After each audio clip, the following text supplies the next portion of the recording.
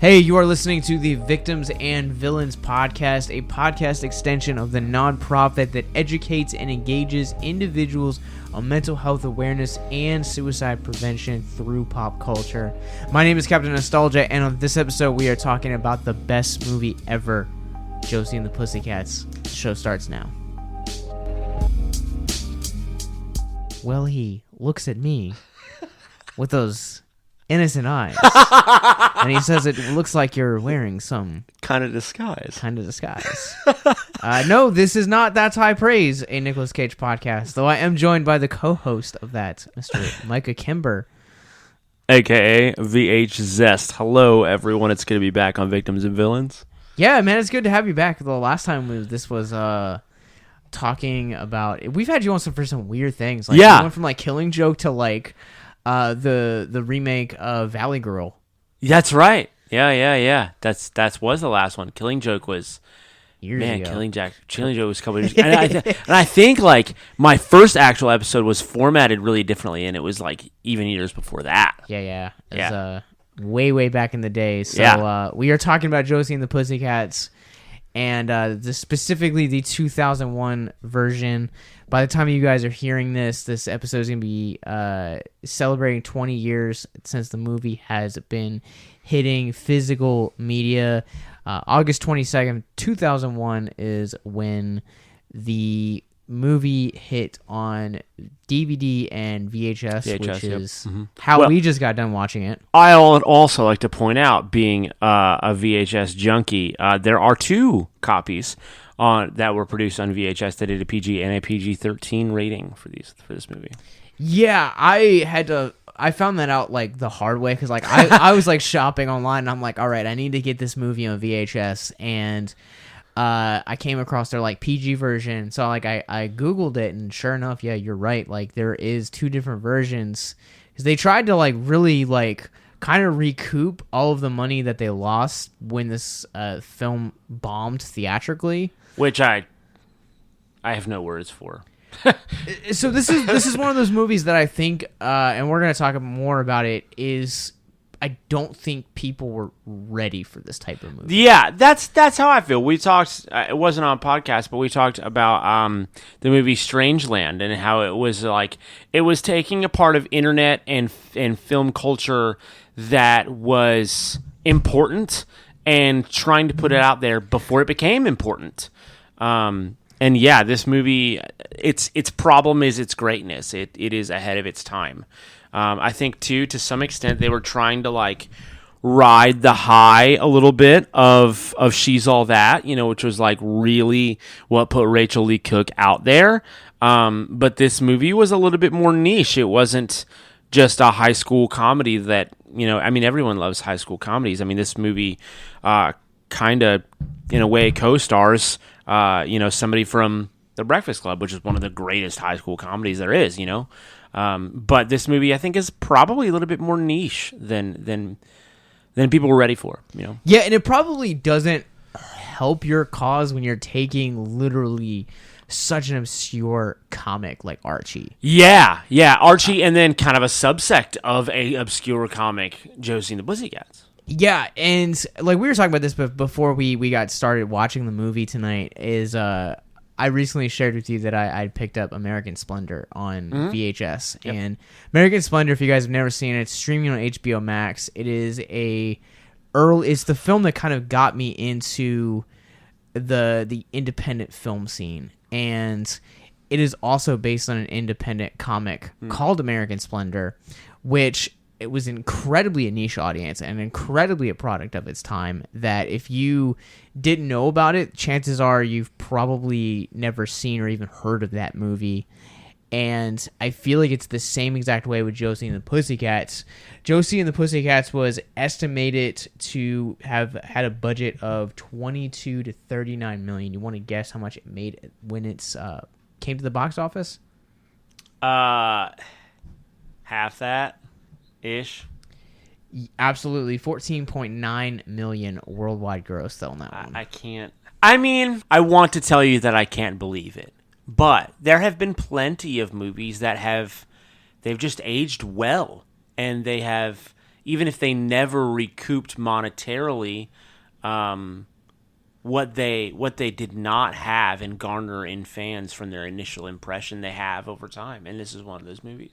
Well, let's talk about this. So, what is your experience with this movie? Like how did this kind of come onto your radar? Yeah, well, so the first time I saw this movie was probably before I was really into comics. I mean, this came out when I was 8, so I don't know if I saw it when it was brand new, but I definitely saw it at the very latest as a teenager. So I would almost go so far as to say is that I grew up on this movie. I have like fond nostalgic memories of this movie.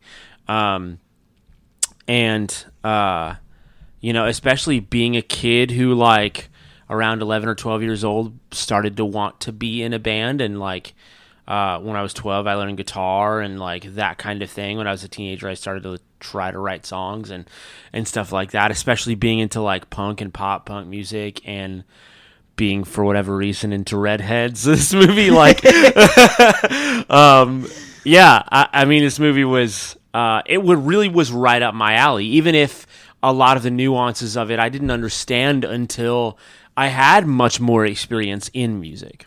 So my experience was I was not allowed to watch this movie. Wow.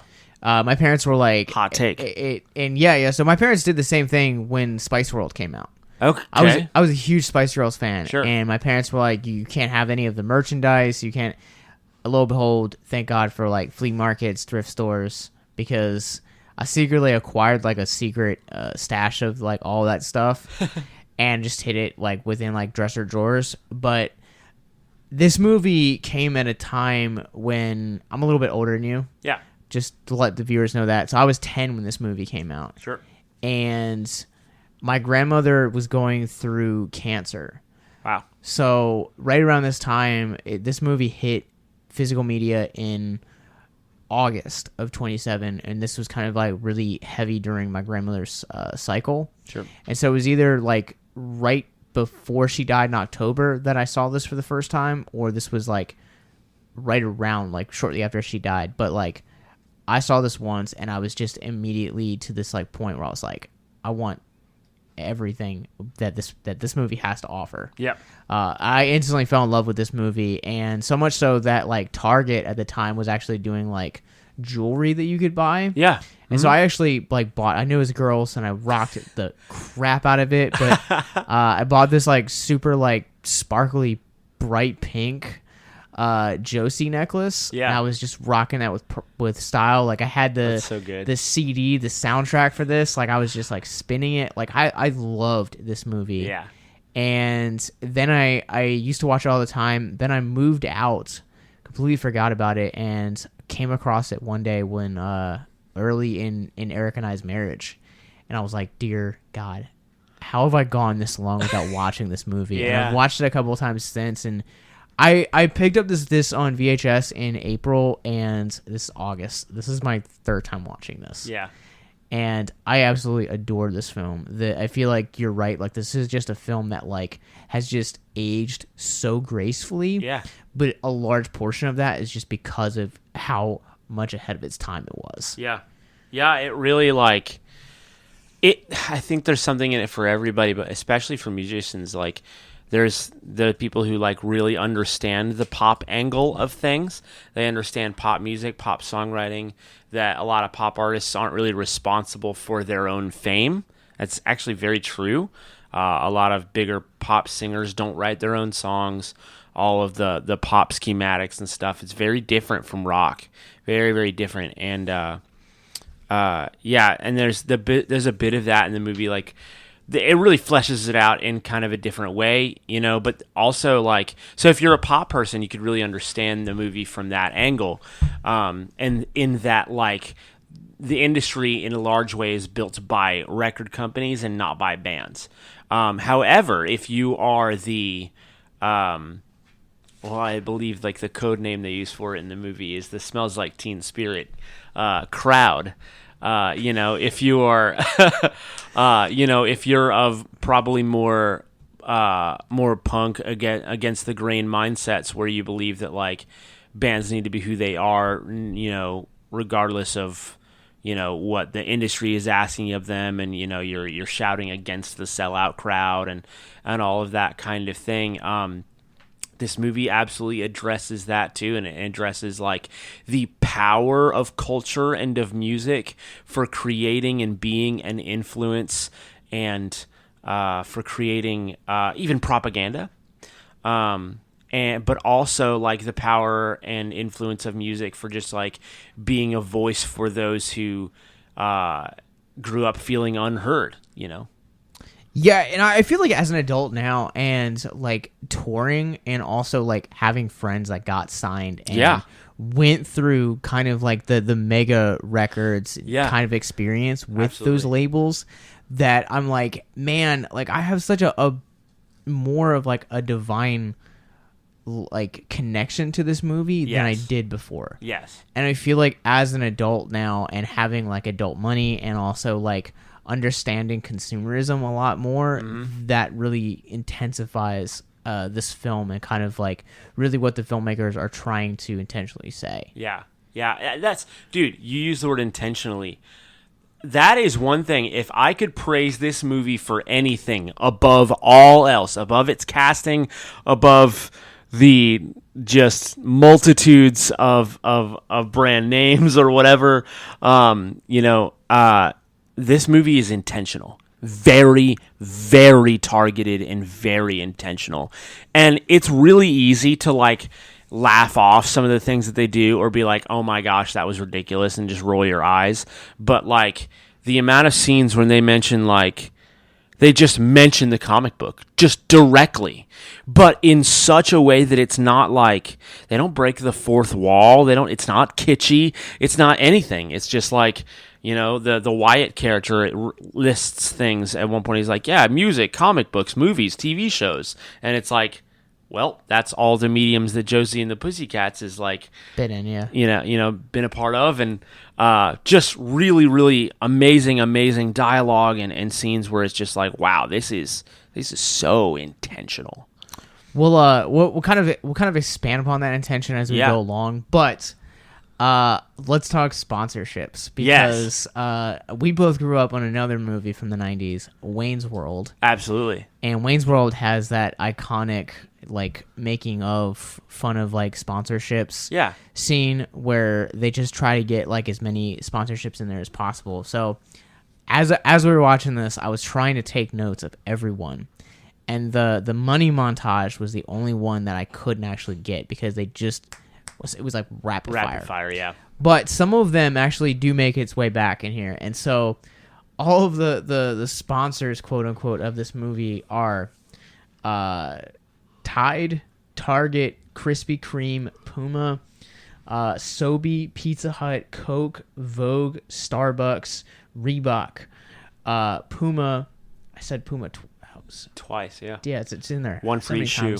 Hostess, Ray-Ban, Motorola. You mean Ray-Ban? Ray-Ban. Motorola, McDonald's, John Fried, Movie Phone, TGIF Fridays, Foot Locker, Gatorade, Snapple, BB, Bloomingdale's, Streetwear, Revlon, TJ Maxx, New Balance, Evian Water, Coke. You said that before. Oh, they throw in there so many times. Did you say Pepsi yet? I did not. Yeah, Pepsi. Entertainment Weekly, Planters, Peanuts, AOL, 7-Eleven, Red Bull, Sega, which is the most bizarre of all of them. Of all of them, yes. And it's huge. Especially when this movie came out at a point where like Sega was legitimately dying. Yeah. I mean, Microsoft that was just before the buyout. Yeah. Wow. So there's also Kodak, TDK, Ford, Advil, and Bugles. At least there are more. There are plenty more. Yeah, you need to understand there are more. And here's the kicker that not a whole lot of people know, is that none of these brands actually sponsored or endorsed this film in any way. How are they able to? Did they just pay for the licensing? No, they basically were like, we're just going to give you free advertising. Whoa. Because they are trying to really hone home like how the mentality of consumerism and how much we as Americans actually consume. and how advertising really affects us. That is bold. That's so good. Also, though, just out of curiosity, and maybe you don't know this, but did the movie have any sponsors? The movie did not have any sponsors, though. Target did actually have like a tie-in line. Yeah. Because that's where I got that necklace I was talking about earlier from. Do you think that they got sort of like post-production funding or anything like that from Target? I mean, it's possible. Yeah. Like, Target could have just been like, hey, we'll carry this because you guys gave us a free kickback. I mean, Target literally, if we want to be honest, is literally the very, very first, like, sponsor you see because it is all over the plane. Yeah, it's all over the plane. It's in the Dujour scene. Yep. What does Dujour mean? Seatbelts. Crash positions. Family. Dujour means hygiene. I believe that's the first one they say is Dujour means hygiene. In this case, Dujour means podcasting. Podcasting, that's right. Which also another fun fact about the Dujour guys is that so the Dujour is kind of like the big pop bands when the film opens up, and it's made up of Alexander Martin, Donald Faison, Seth Green, and Beckenmeyer. Yep. And do you know why in the end only Alexander Martin is actually can walk and talk? Can walk and talk? No. So it's actually because when they signed the contract for the rest of the Dujour members, they were actually only available to shoot 1 or 2 days. Whoa. Alexander so that Martin, wasn't even them. No. Alexander Martin was the only one that actually had the freedom to actually like come back. I don't know. Seth Green, I would imagine, was probably like doing Family Guy or like had like other like obligations. That was right around the time that Breckenmeyer was probably not Breckenmeyer. Donald Faison was starting on Scrubs. Scrubs, yeah. And then Breckenmeyer just has a weird career, so he literally can be anywhere. But yeah, he was the only one that was actually had the capability to actually come back. Wow, interesting.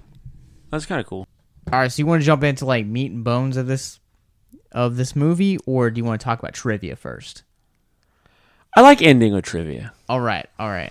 So I feel like we should probably like set nostalgia aside, sure, and just examine the movie for what it is, and talk about why this movie is so good. Because even I feel like this is the type of movie that even if you didn't grow up on it or you have no connections to the comics, to any of the characters or Total Request Live, like in some ways, like it's you talked about this, especially during like the Dujour like plane scene when they get off. Yeah.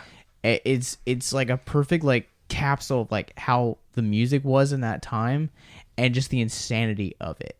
Yeah. So it's weird, like it's really the movie is smack dab in the middle of, well, I guess in a way pop really never saw a decline. You know, you had like really big pop artists in the 80s like Michael Jackson, and you had like really big like pop artists in the 90s. They even like mentioned by name Christina Aguilera. You know, and you had like Britney Spears, Backstreet Boys and stuff at the time. But this is '01. This was right smack dab in the middle of the rise of Blink-182.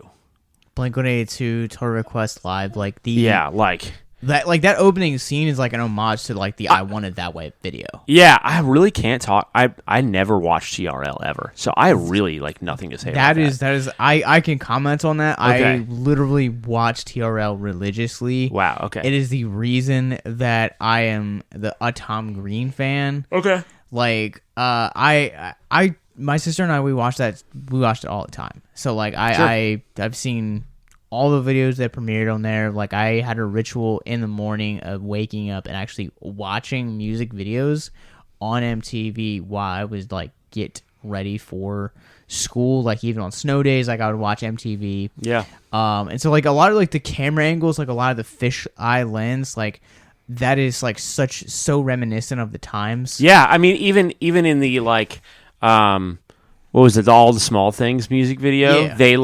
They riff on that real hard. And that's right around this time. Yeah, I forget when that album came out, but it definitely wasn't any later than like '05. This was '01, so. No, I believe that was 2000. Was it? Or like 99, because that video particularly was a parody of I Want It That Way. So you have this like pseudo thing, but I think also too, like you have 2000, yeah. It is very much like a product of its time, and some of like Total Request Live. Like if you try to explain Total Request Live now to like a YouTube generation, probably don't understand it, because why would I want to? They have no use for it. Yeah, exactly. Yeah. And so, but I feel like this movie is other than that, like this movie is timeless, because you just look and you see like consumerism has always been a thing. Like there's even a I'm not the biggest Family Guy episode fan, but there is one great episode that they did on subliminal messaging, where it like predates back to like the 1950s, where, and for as long as we've had commercials, we've had messages. Yeah. I was actually going to bring that up. Like, they do a incredible job at weaving in the concept of marketing with the concept of subliminal messaging, because whether you believe in subliminal messaging or not, and really it doesn't hinder the fact that like marketing is intentional and purposeful to get you to notice something, to increase your likelihood of being a consumer of whatever that something is. You can call it subliminal, you can say it's subliminal or not, but that is the purpose, and subliminal messaging seeks to achieve the same purpose. It seeks to put something in front of you or into your ears, or, to use movies, in order to like influence your opinion. And this movie, like, it's amazing. I feel like the movie does really clearly take a side on the idea of like, the idea of being a sellout or being a major record label or being quote unquote the government. All of those people have, they use their positions to try to influence the masses. Whether they do so for negative reasons or not is up to people to decide, or what you think, but that is absolutely what happens, and it's something. The movie does a tremendous job too at using the relationship between the government, foreign like territories, and their leaders, to the connection of the entertainment center. Yes, or like I guess like not center, but like system. Yeah, so to say, and I think that this. Connecting and having that subplot where it's like, okay, like the government is using boy bands and girl bands to actually like sell things to teenagers, which the Eugene Levy scene is probably one of my favorites in this movie, where he talks about how he breaks down subliminal messaging, and you never really think about it, but it's like as an adult now, like I'm like, man, like I'd give anything to like have like no bills and be able to like have this like just steady income, and spend it on whatever I want. Sure. Because like I feel like so like pinched now, like being like, oh, I have like responsibilities that like I have to like, I'm working to make sure that like I have electricity, I have running water, that I have a place to sleep at night, and where like if it was up to me, like my money would be spent on things like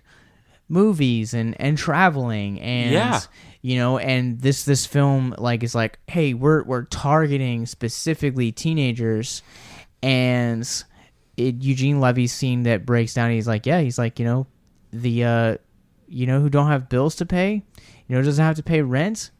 Teenagers. Yeah. Guess who has all of these wads of cash from holding minimum wage jobs and babysitting, and it does such a great job at setting up this like subplot that is also a commentary, and a brilliant one at that. Yeah. So our friend our friend Matt, to really speak on this, our friend Matt and I have had multiple conversations about the fact that like we, you and I, Josh, have grown up in music and playing music and touring and things like that. And we've seen the rise and fall of scenes that we've been a part of. Sure. Probably just to name drop the whole metalcore movement, like rose, came to a head and fell all before now, and all with us being aware of it. Mm-hmm. And that doesn't happen. You don't get to see that kind of thing probably as intimately as we got to playing in bands like that. But anyway, our friend Matt and I talk about the fact that, like, you know what? The reason why so much of that happened the way that it did is like, yeah, you know what? We can all say that, like, we still love these bands, we still love heavy music or emo music or whatever, and we can claim to believe that that stuff isn't dead. And you know what? As long as there's somebody out there playing that music, it's not dead. But teenage girls no longer like it. Yeah. And that is everything. The fact that this movie opens up on the MGM logo turning in from the Leo the Lion into a screaming girl, perfectly captures the tone that you're going to spend the next 99 minutes with. Yes. 100% agree. And it is weird. Like, it's weird. Because, like, don't get me wrong, like, there are still like girls that like listen to that stuff and like have a affection for that stuff, but it's so small. Yeah, it's so small. And like, you remember like going to something like Warped Tour and and like half of the people there were girls, if not more. Yes. And it would never be unfounded to go see a set for someone like Pierce the Veil or like Never Shout Never, and for them to have like the same exact effect, or Cute Is What We Aim For is another great one, where you'd have bands that would like have like screaming girls the same way that they scream for Dujour at the beginning of this movie. Yeah, because it's like, we love you, the Devil Wears Prada, Mike Horanica is so attractive, or like whatever, and the guys are just like, yeah, this band's rad, and I pick on that band because that was the band that I got to open for, that was like really big, and it was so cool. But yeah, it's weird, and I don't know that I know why that is. I just know that it is. I was listening to a podcast at one point, Cocaine and Rhinestones, a country music podcast, and the host was talking about the fact that, like, as of 2017, he gave some, I don't remember the figures exactly, but it was something like, as of 2017, it was like 75% of the 18 to 25 demographic, if not wider than that, still listen to the radio. And it blows my mind. It blows my mind too, but I'm also just like, you know what? Anytime I have ever heard the radio, I have heard all the popular songs that everyone talks about, that gets streamed the most, and everything.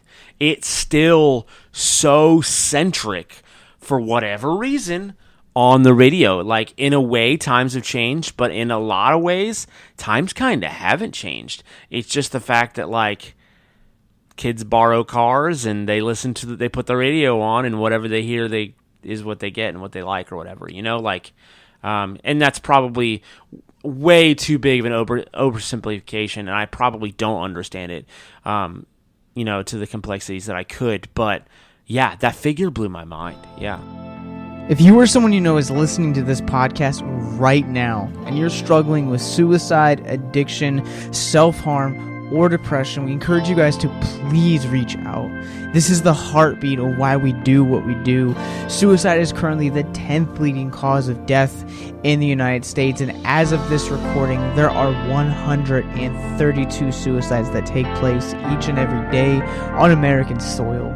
And when you scale back internationally, there are 800,000 successful suicides. That is one death roughly every 40 seconds. So if you or someone you know is struggling, you guys can go to victimsandvillains.net/hope. That resource is going to be right in the description wherever you guys are currently listening or streaming this.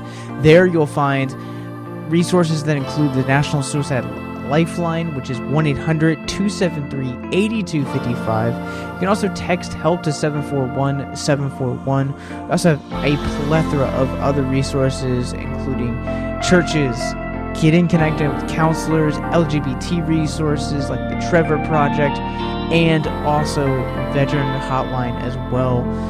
Please, if you hear nothing else in the show, understand that you listening to this right now, have value and worth. We get it. Suicide, depression, mental health, these are hard topics, and the stigma around them doesn't make it any easier. But please consider the resources right in the descriptions below, wherever you guys are listening, because once again, you have value and you have worth. So please stay with us. Yeah, and especially with something like Spotify and like Apple Music, like all of these platforms that now exist to and YouTube even, to give us those that grew up everything on demand. Like literally almost everything now is on demand. Yeah. Whether you are paying for a monthly service or you're paying a one-time fee to rent it or to buy it. Yep. So it blows my mind, but hey, free is free. Yeah, that's true. That is true. The radio is still free. Also, I feel like another, just to kind of shift topics real quick. Yeah, of course. I feel like this movie does an excellent job at foreshadowing. Really well. Ooh, that's kind of a scary thought. Yeah. And not just in how it ahead of its time it was, as we've been saying throughout this entire podcast, and kind of how we do consumerism now and even trends now. Yes. Let's stick with trends real quick, because I was talking specifically cinematic, but we can come back to that in just a second. Trends, I feel like it's something new now. Every week there's something new that's popping up on Twitter, TikTok, Instagram, TikTok has really changed the landscape when you're talking specifically about trends, because there's always something new that's always coming out. Yep. Yeah, and it's weird too, because I think we're also in an interesting era where TikTok in many ways controls and influences, I won't say controls, but heavily influences trends.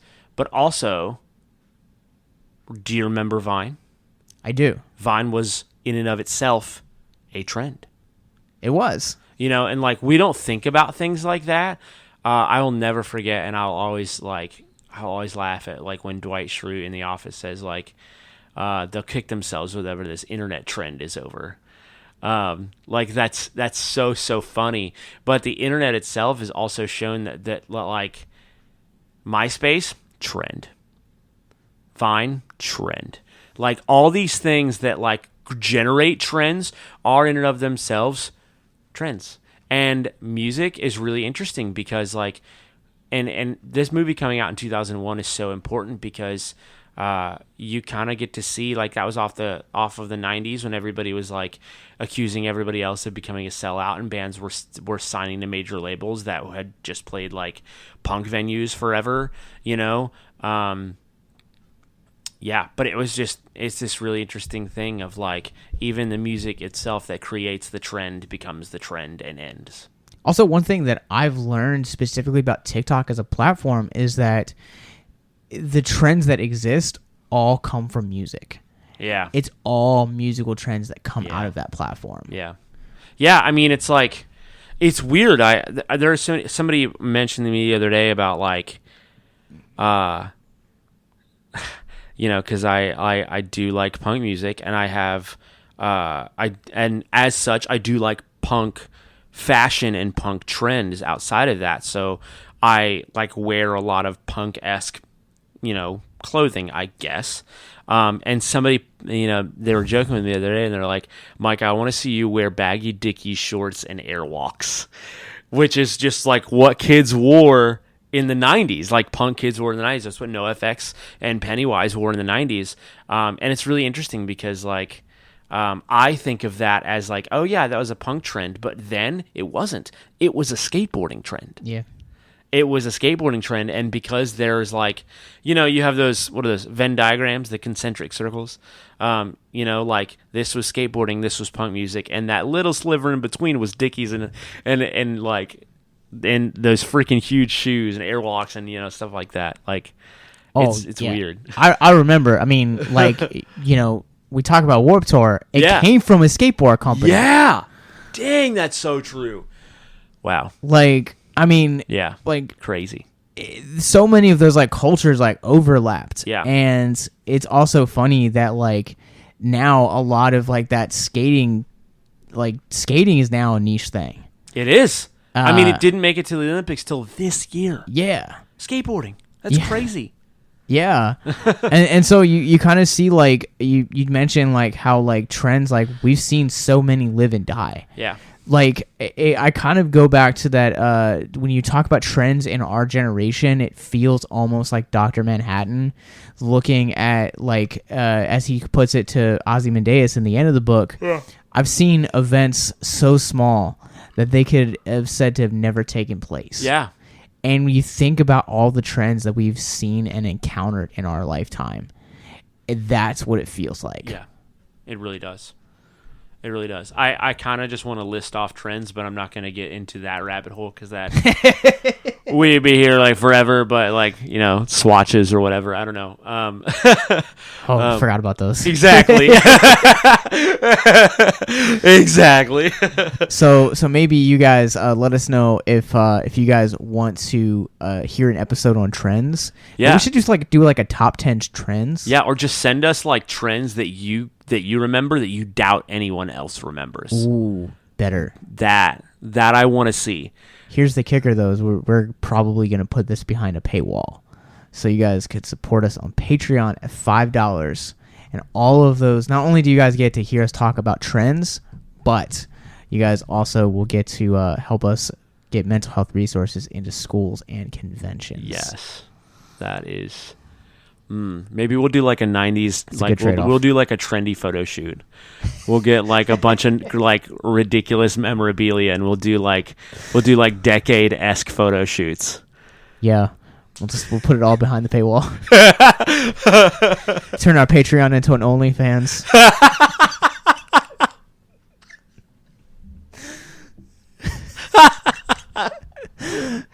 Oh my god. Is this happening? Let's see what the people say. All right. It's in your guys' hands now. No, specifically, like what I was talking about was the way that this film kind of trends and kind of foreshadows the end of this movie with the Wyatt and Fiona characters.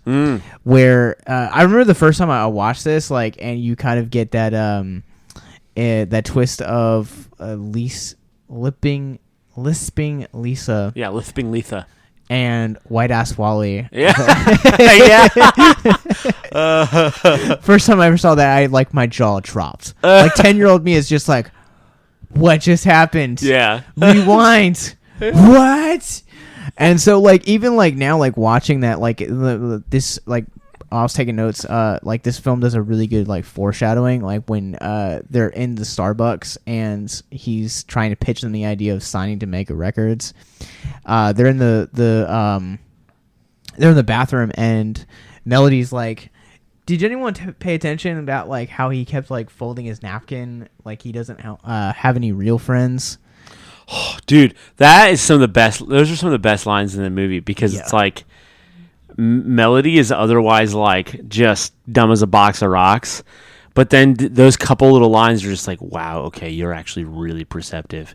Like, yeah, you're right. The foreshadowing is really, really great, and it's really satisfying too because it's just like it goes to show that like it levels the playing field. It doesn't matter what side of the business you're on or what side of trends you're on, whether you are with or against the grain, what you want is attention. Yeah. Like, yeah, I mean, like, this is sad, and it's gonna get like into the mental health stuff, but like Sid Vicious, from the Sex Pistols, like Sid also, just for a lot of people know a lot about Sid, but like I didn't realize till recently he died at like 21. Like he was very young. Yeah. But he just all growing up, if you weren't paying attention to him, he would just cut himself. He would just start in front of people just cutting because he wanted attention and you weren't giving it to him, and that was it. You know, and so it's like whether you're the kid following all the trends because you don't want to be wrong because being wrong means being an outcast, or you purposefully fight against all the trends because you don't want to be fake or you want to be like the weird kid so that people pay attention to you, you know, that way, or so that you feel like that your genuineness will get you like more respect, even though sometimes really it just gets you negative attention. Yeah, like it doesn't matter what side of the playing field you're on. Like you're, at the end of the day, you're still the chubby albino, you know, like, you know, we're all still the chubby albino. We're all still the girl with the lisp, you know, it doesn't matter. Yeah. And I'm so glad that you kind of like jumped into the mental health because like so much of his arc is like really where I want to go, is because it feels like the entire time is like he's chasing this standard to get the approval of Fiona, that not only is he willing to like put in danger the lives of others, aka the Chevy to take the Chevy to the levee, but yes, he is also, you know, really just always constantly wanting to. There's another scene where those that bullied actually Josie and the Pussycats in the beginning of the film come back, and they're like tattooed up now, and they're like the biggest fans, and he's like, he turns to them and he's like, what is it, you know, like, isn't it like the greatest revenge if you can, like, all those that tortured you in high school, you can show them like how like successful you are. Yeah, and they love you now. They're envious of you or whatever. Yeah, and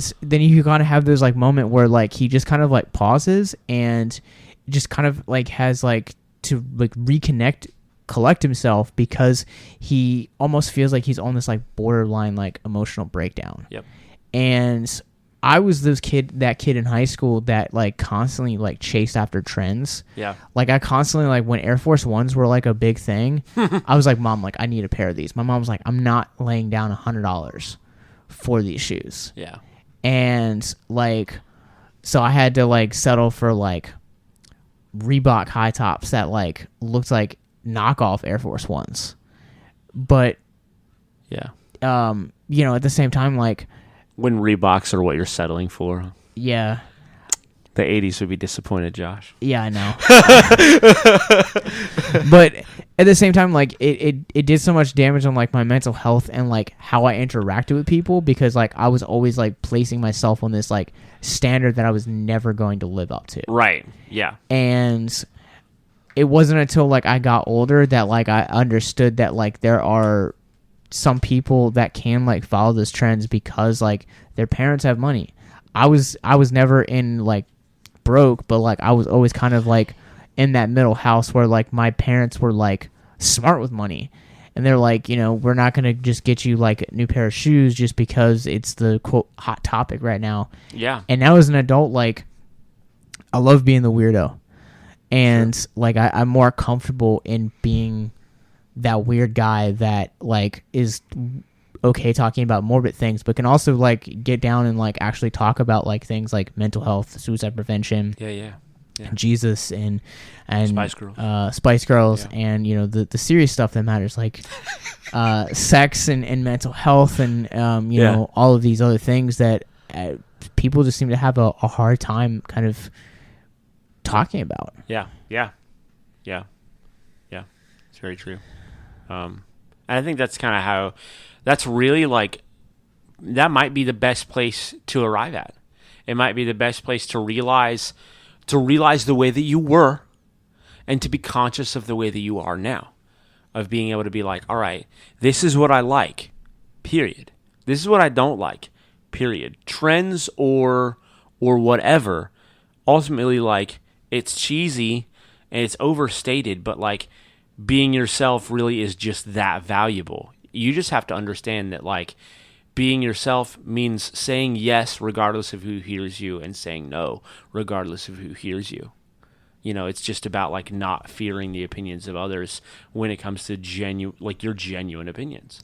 Also, it's about surrounding yourself with the right people. Yeah. And really also kind of making a conscious effort to surround yourself with people that are going to be best for your mental health and best for your mental growth. Yeah.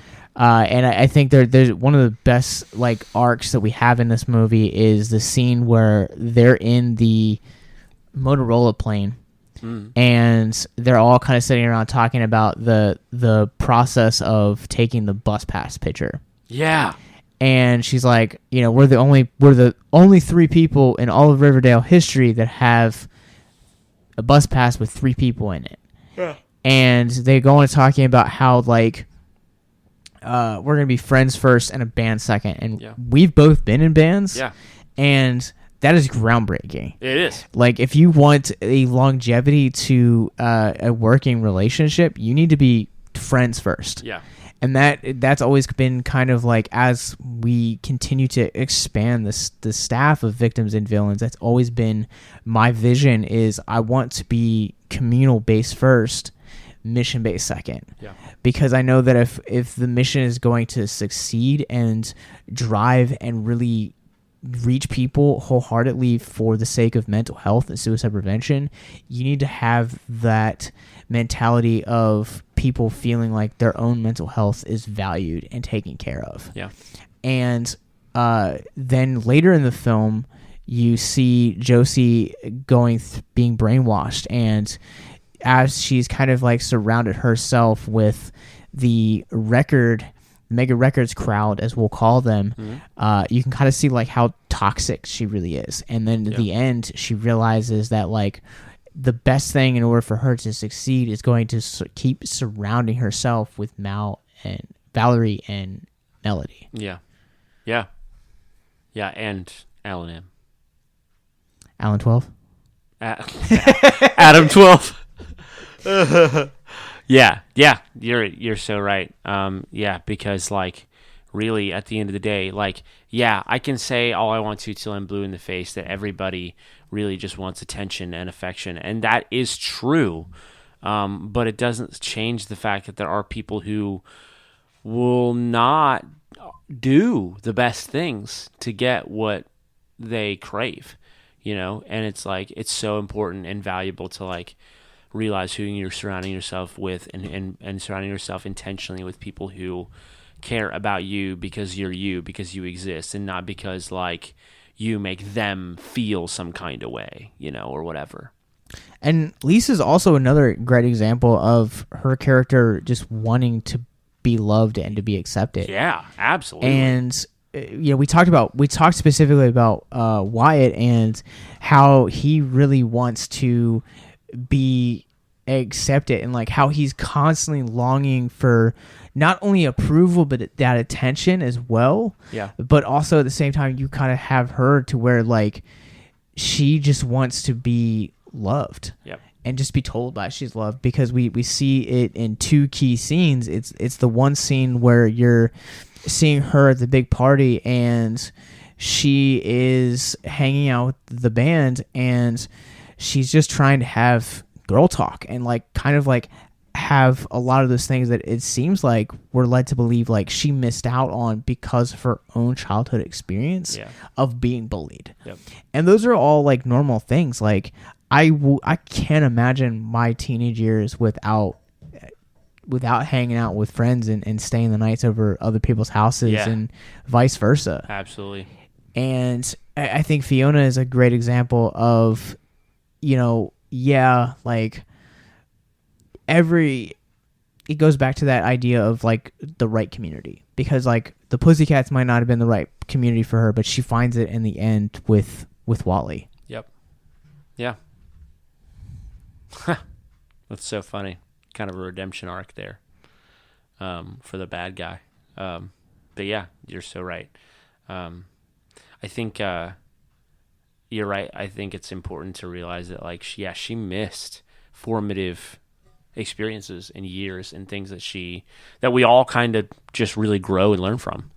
And I think that I know I was talking with a friend about this the other day. Like, a lot of times when you experience trauma, you kind of stop emotionally developing at whatever age you were when you experienced that trauma. Yeah. You know, and I've noticed that with some people, and it's just like, wow, you're really kind of like, you have the head knowledge of the age that you're at. You have the work experience. You can put on a great face when it comes to like being a professional or whatever. But when it comes to like where you are emotionally and how you see yourself in a lot of ways, like, you are still the age you were when you were bullied. Yeah. Or when you were left or whatever. Oh, 100%. Yeah. And because I would argue that, like, I've gone through a lot of stuff in my life, whether it has been through community, through ex-girlfriends, you know, being hurt by the church, just a number of dissecting things of family. And one of the things that, like, I've really had to work through has been that, you know, unpacking of that trauma and going to like the right people and being like, all right, like, how do I do this?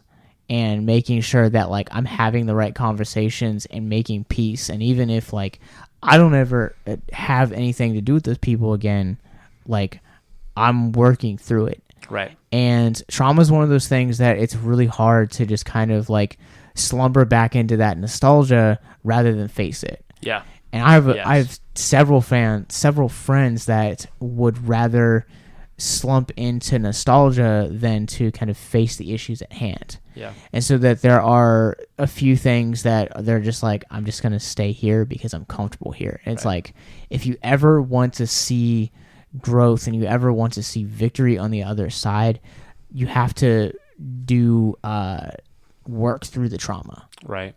Yeah.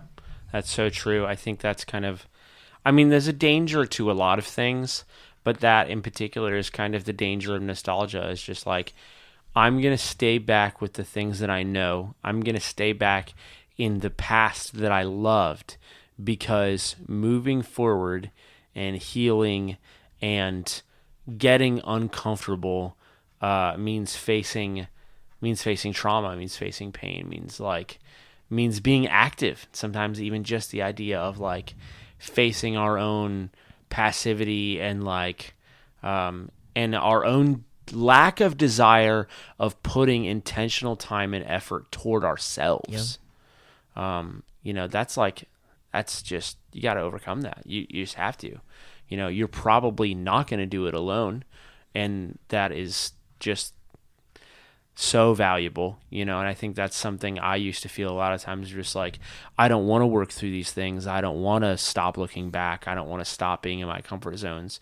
But a lot of what it was like, no, really, I do want those things, but I don't want to be alone in that process. No.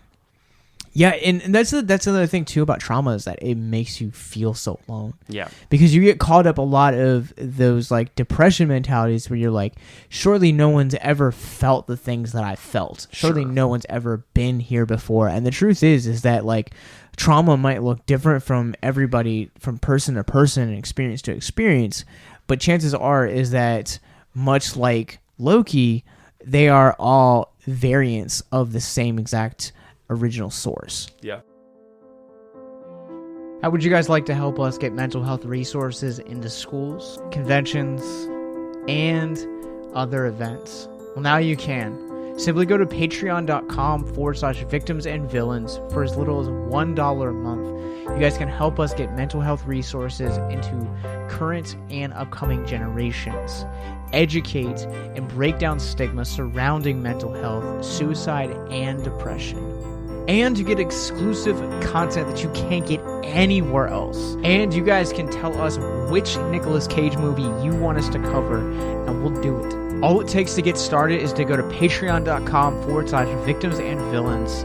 or simply click the link in the episode description wherever you guys are currently listening or streaming this episode. Pick your tier and get started today. Yes, it's that simple. So quickly select the tier that you want and help us get hope into the hands of the depressed and the suicidal today.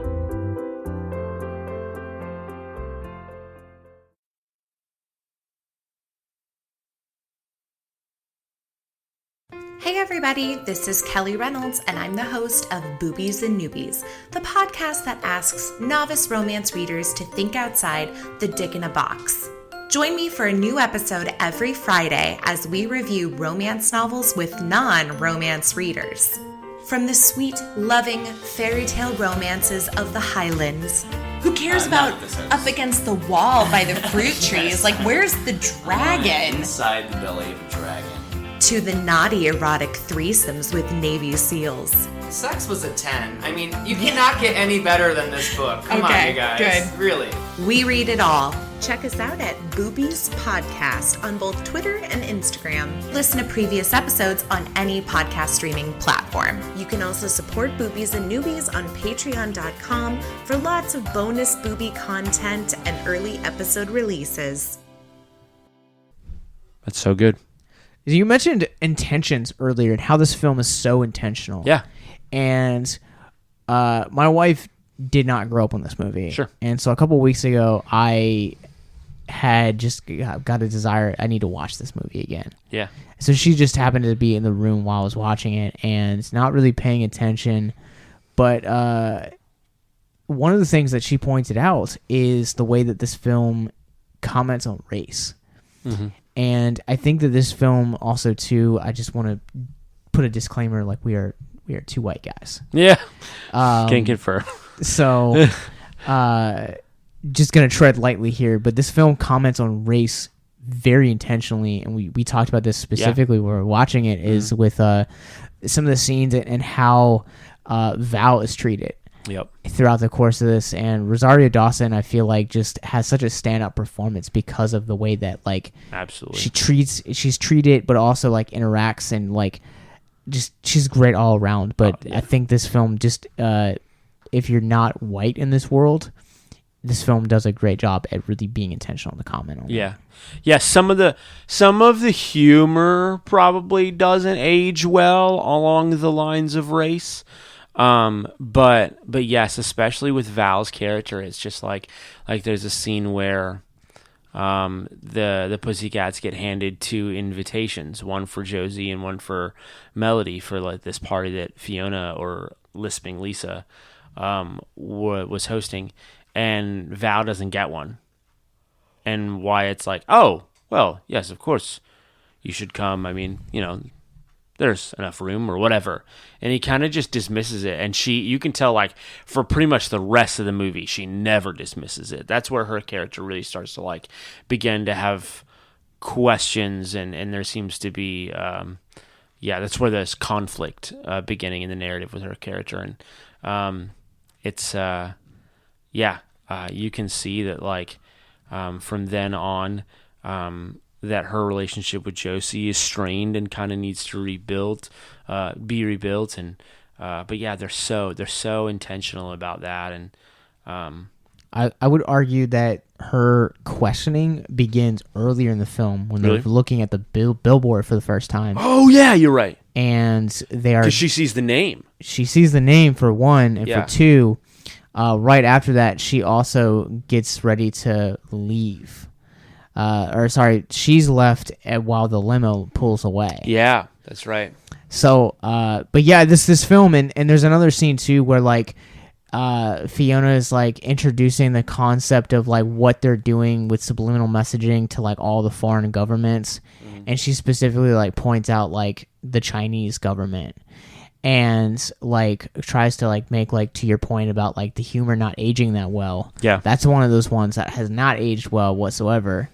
But again, like, this, it does a very good job at kind of being intentional with it, and kind of almost showcasing about how, like, this movie feels like, I don't want to say, like, has, like, a white supremacist agenda, because it doesn't. No.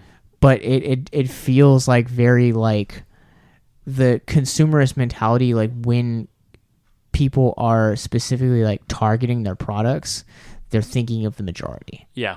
And I feel like this film comments on that very well. Yes. Now, since this movie's come out in the 20 years since, we've of course seen things like Me Too and Black Lives Matter take hold, and also there's been a rise in the LGBTQIA community like coming out more with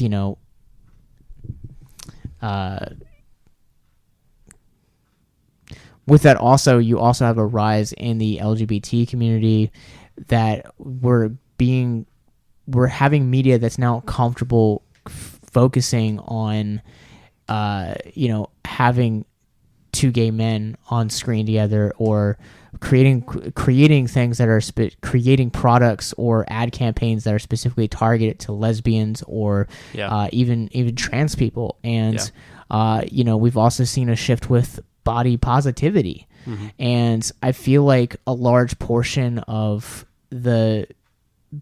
but still we still have the general consensus is that we are going specifically for the white demographic. And I feel like this film comments on that so incredibly well. Yeah. I mean, even if you want to take the angle that like, oh, well, that's just about like, a capitalist agenda and trying to market to the majority, it's still exclusionary, and that's still where it like really fails in its agenda, and really fails in like treating people properly, even in marketing, even in just trying to push a product. It's like, you're still trying to sell to people, and everyone is people, Yeah, and I mean, like, yes, like there are going to be like specific products that are going to be like targeted towards like, does anyone have change for a tampon? Is a great line. Yeah. In this movie, but it's also a great thing that's like this is something that's going to appeal exclusively to women. Yeah. So you're going to have products that are going to be exclusively appealed to women. Yeah. Pregnancy commercials and products that go around that way, again, appealing exclusively to like one demographic. Yep. And even to like go into like a previous conversation with niche audiences. Yeah. Skateboarding. Yeah. Companies are marketing exclusively to skateboarding, to that crowd. Yeah. That's it. And I feel like that you're going to still have those like exclusivity, but I feel like so many of like the ad campaigns, especially in the things that this movie deals with its consumerism in food, fashion, music, movies, you're generally going after the majority, which is white. Yeah. I did want to say to your point about like, Fiona mentions when she has other government leaders with China really heavily. So it actually still like really fits with the narrative pretty strongly. This is very true. Yeah. This is very true. And one of the things too that I just want to throw in before we get to trivia is super outdated about this movie. It's movie phone. Yeah, I didn't get what that is. So movie phone, in case if you guys are like Micah and do not know, movie phone was a service number that you could call, and basically this is how you got movie show times if you didn't get newspapers. Oh, okay. I know what you're talking about. This was before the internet. I know what you're talking about. So, like, if, say for instance, like I wanted to see like the new Jurassic Park movie, like I'm going to call movie phone and say, all right, I'm going to go to the AMC in Kentuckyville, Canada. Wow. To go see this movie. To go see Josie and the Pussycats. Westerchintonville, Iowa. Yeah, and he would just be like, all right, yeah, what would you like? We have a 1 o'clock showing, a 2:30 showing, and so on and so forth. So, it was cool. But again, like, it was a product of its time. And it really sucks, like, if you missed the show times, like, you had to wait for it to go all around again. And typically, like, you could just, like, go through, like, one movie. You had to, like, sit through, like, all of it now playing and wait for them. Huh. It sucked. Well, there are some it good ruled things too. about the internet.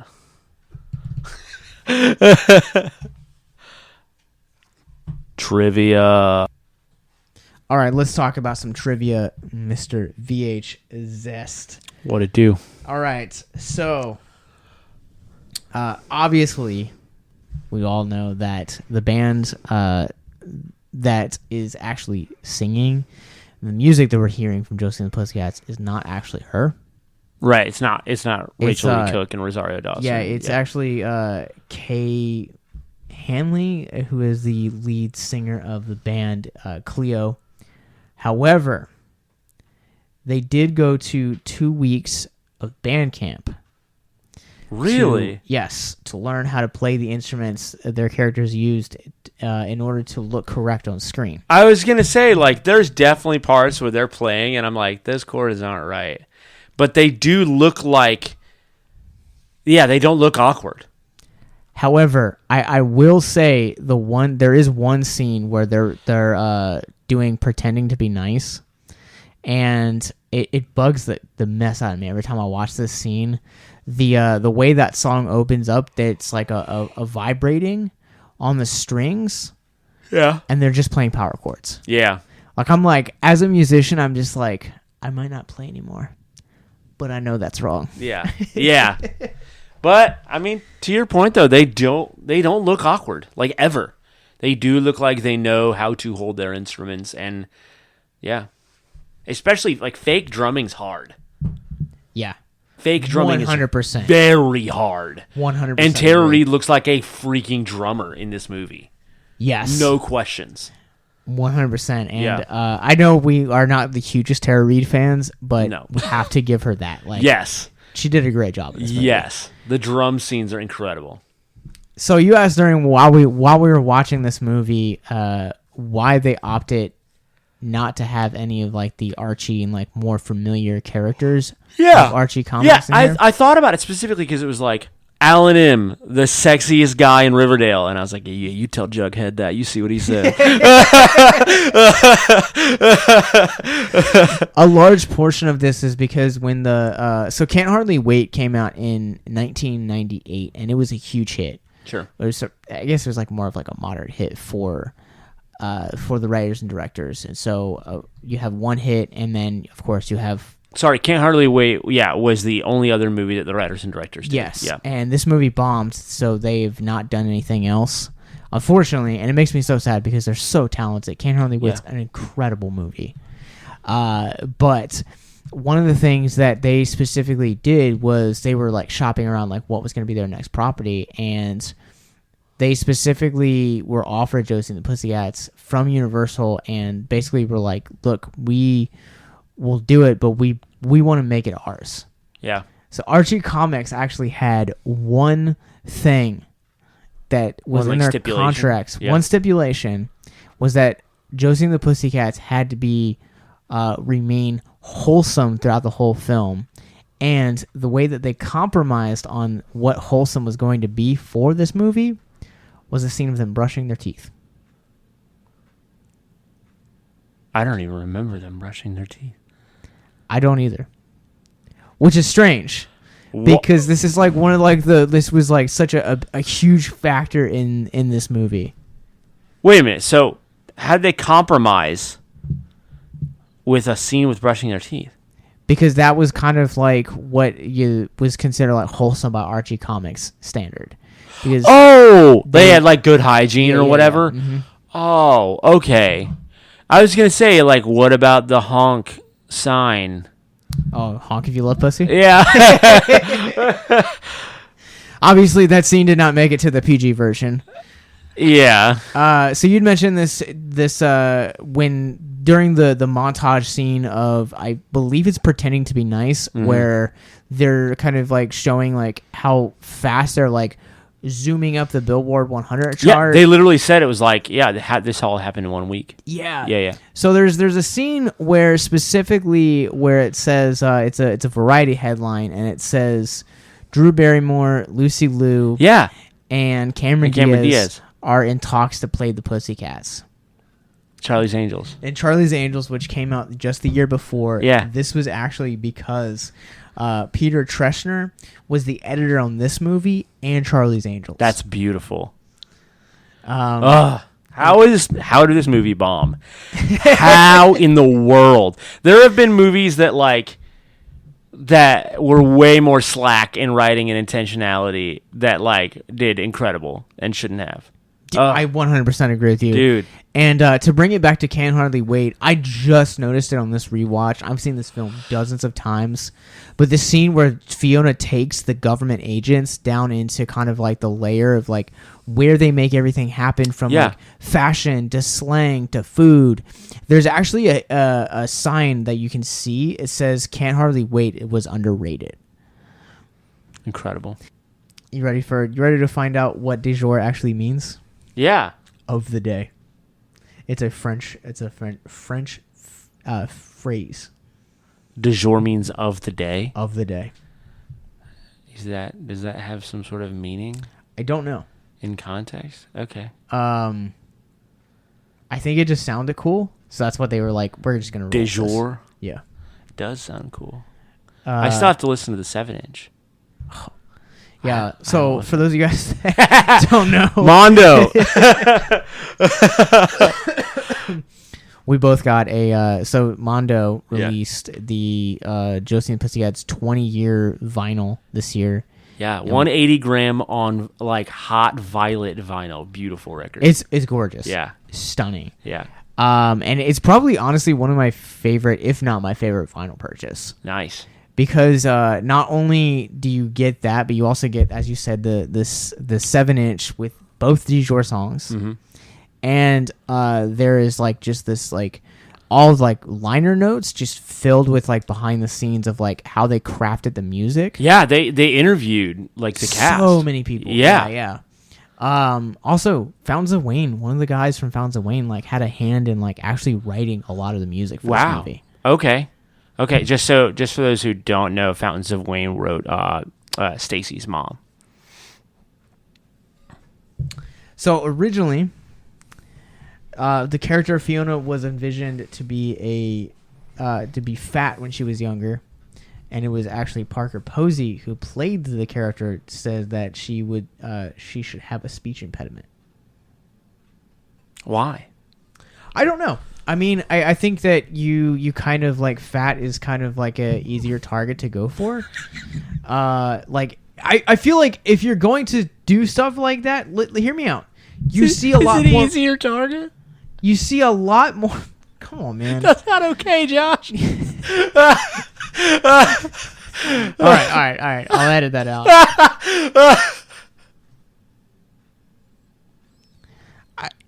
Because I feel like the fat kid is an overdone cliche. Yeah, you're right. It's and overdone. So you don't see a lot of people kind of going after the speech impediment crowd. Yeah. Dodged a bullet there.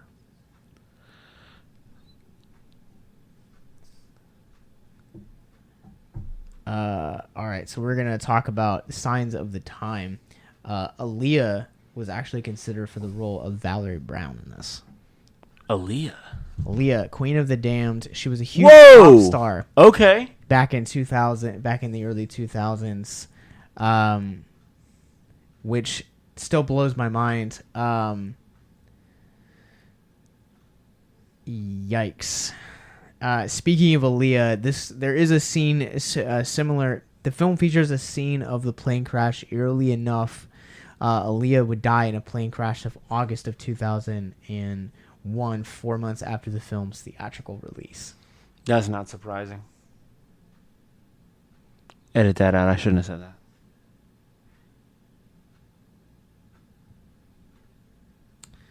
that. All of Dujour, to bring this back full circle, all of the members of Dujour were also featured in Can't Hardly Wait.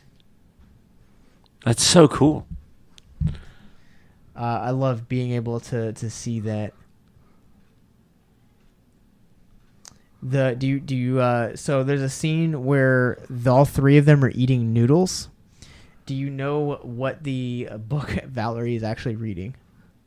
I did not notice it. 12 Steps to Anger Management. Why? I don't know, but I would dare to say that is a excellent like little foreshadowing for some of her character arc throughout the course of the movie. I suppose. It's interesting, Ned. All right, so I'm gonna hit you with 2 more facts, and then we'll call it a night. Okay. So due to the level of profanity and adult themes, the family-friendly Archie Comics, which published the original Josie and the Pussycats stories, would denounce the film and discourage people from seeing it. Ooh. Strangely, many years later, they shot themselves in the foot with this being kind of hypocritical. They would also promote the television series Riverdale. Based on their Archie comics, which featured Josie, Melody, and Valerie as secondary characters, which is arguably a much more darker themes and storyline than the movie. Yeah, 100%, absolutely. And maybe not content, but definitely the storyline. I will also throw this out there that, and I might turn people like hit that unsubscribe button right now. Oh dear, don't do that. Josie and the Pussycats is way better than Riverdale. Oh yeah. Yeah. Oh yes. Facts. All right, so this is the last one that I'm actually going to hit you with. Twin sisters and horror filmmakers Jen Soka and Sylvia Sorka appear as uncredited extras in the movie.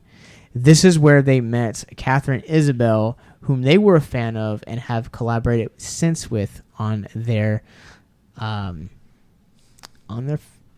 films. Wow. Are there like particularly noteworthy films in that? I probably have to do something. I'm just reading off facts off IMDb. Sure, cool. So that's pretty neat, though. Yeah. Well, we went this entire time, and there's 3 small words that I just have to say to the listeners, and that is, you have value, and don't let it be too late. Hit the resources button in our bio below, wherever you guys are currently listening or streaming that. Also, where you guys can find our episode. You guys can also tongue-tied. It's also where you guys can find us on social media as well. Where can people find you, sir? Yeah, you can find me on social media at Mullet Stash on Instagram, at VHZest on Instagram. And I guess that's pretty much it. I have Snapchat, but it's one of those things where if you sign up for your email, they like make up a weird like unknown, handle for you. It's really stupid. I can teach you how to get a Snap code. Okay. Anyways, you guys can find us bi-weekly on That High Praise and Nicolas Cage podcast, wherever you guys get your podcasts from. You guys can find me on TikTok. I am at Gentleman Ghostface, and you guys can also follow me on Letterboxd at Captain Nostalgia. Oh, that's right. Sorry, I forgot. Josh likes to do fake social media. My fake social media contribution is you can look me up on Discogs at Damian Wayne if you're into records. It's not my fault that you don't love movies as much as me. You guys can find us everywhere at Victims and Villains. We're on Facebook, Instagram, Twitter, Twitch, Patreon, and Ko-fi. The latter of the two, you guys can help us support our nonprofit efforts to get mental health resources into schools and conventions and film festivals alike, all of which you guys can find at victimsandvillains.net, or click any of the links in the descriptions below in your wherever you guys are currently listening or streaming this. At victimsandvillains.net, you guys will also find more podcasts like this, movie reviews, and most importantly, our mental health resource library. Well, it's been a jerkin' time. It has. Have a good one, guys. Yeah. Dujour means podcast.